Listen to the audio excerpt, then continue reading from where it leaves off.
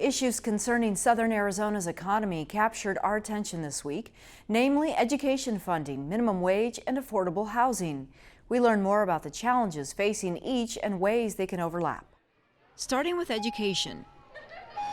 It's an issue the legislature prioritizes each year, and 2020 is no different. Still at the top of our agenda is education. Familiar problems also persist, from per-pupil funding that trails most of the country to difficulties with hiring enough certified teachers. We're adding additional dollars each year.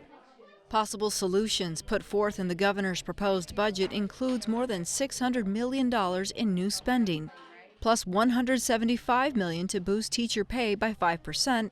That fulfills his 20 by 2020 plan. Passed after the Red for Ed movement descended on the Capitol. As for what districts in Southern Arizona need now, we got insight from Pima County Superintendent of Schools, Dustin Williams. The governor laid out his plans, and many of us are still dissecting. What sorts of things were left out, though, when it comes to funding education that you'd like to see? Well, any sort of funding that we see from the governor in the executive budget right now is a major plus. We're really happy to see the dollars come in. What we would have really liked to hear a little bit more of is a possible extension coming for 2020 plan, or also where are we in the special education arena as far as funding.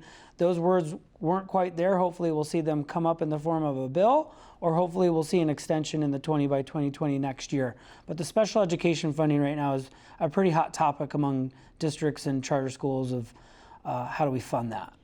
How likely is it, you think, that we get 20 by 2020 extended in some fashion? It's going to be a really tough ask. The governor's adamant about not raising taxes, but he is adamant about funding teachers through his plan. So we're seeing a little bit of the teacher crisis not quite filling the vacancies where we want to see that kind of go. We're still stagnant at about 25% of vacancies out there. I'll call about 2,000 teachers and maybe about 4,000 that are unqualified to be in those classrooms, which is very concerning.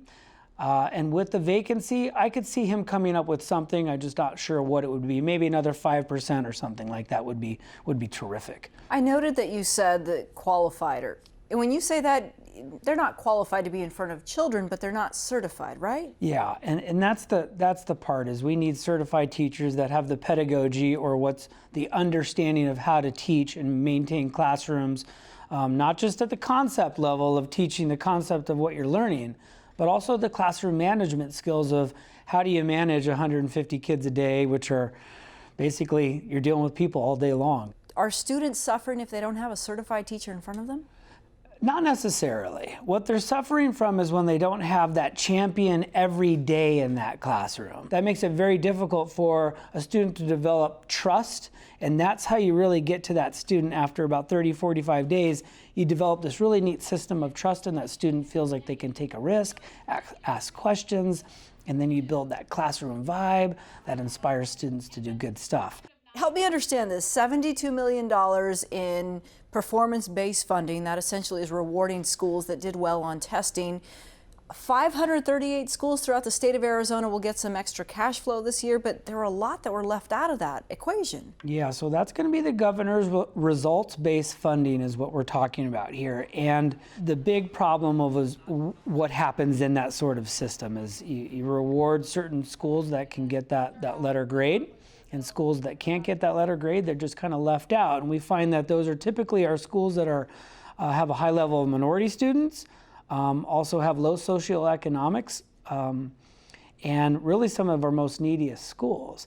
So what's interesting in the governor's budget is he has an idea called Project Rocket, which will kind of look at those schools that are in that F, D, and C label schools to kind of counter where he's missed the mark as far as when the results-based funding misses those students. There are a couple schools of thought on this, though, right? Because if you're performing well, you want to be compensated. If you're not, maybe there's an idea that you up the ante. Your energy level increases, you're performing better. Do you see that as an educator? No, I don't. One thing that you have to be really careful with is when you base stuff off of one test, That's 1 day per year of when that child's taking that test. We don't know what's going on at the home. We don't know what's going on mentally, physically with the child. And to base it all off of a test score doesn't give us the full picture of the school, and most importantly, doesn't give us the full picture of the student. So we have seen that there's going to be a change as far as how the results-based funding is working at that level. They're no longer just going to do it only on that merit score. They're going to look more of the letter grade score, which does account for certain things like graduation rates at the high school level. But at the elementary level, you're still focused on predominantly that test. Superintendent, last time you were here, you were concerned about the minimum wage increase. Arizona is one of the highest states now in the country, but somehow that trickles down into school districts because you're having to pay people to do their job, but you don't have the same funding formula. Yeah, the minimum wage is challenging. We love to see people make more money all the way around, and that's beneficial. The problem is the schools aren't revenue driven, so they can't raise the price of a cup of coffee or raise the price of their services. They're stuck in an antiquated, outdated funding model that unfortunately is one of the lowest in the nation. And so when you raise the price of minimum wage, but you're still getting the exact same budget that you were getting last year, how do you account for those extra dollars that you have to pay those people? And so what's happening is people get overloaded on maybe their particular tasks, or positions get eliminated. It's a tough thing for districts. It's challenging for also charter schools. And we'd like to see some sort of mechanism, maybe in next year's budget, to offset the minimum wage increase. Anyone at the legislature talking about this issue? I think we're starting to talk about the issue. I haven't heard or seen anything in writing as far as legislative proposals that would offset these dollars. The only thing that we could look forward to is the restoration of capital money coming in, where they could take some of those dollars and put it into areas where they find that need. Okay, Superintendent Williams of Pima County School District, thank you so much. Thank you so much.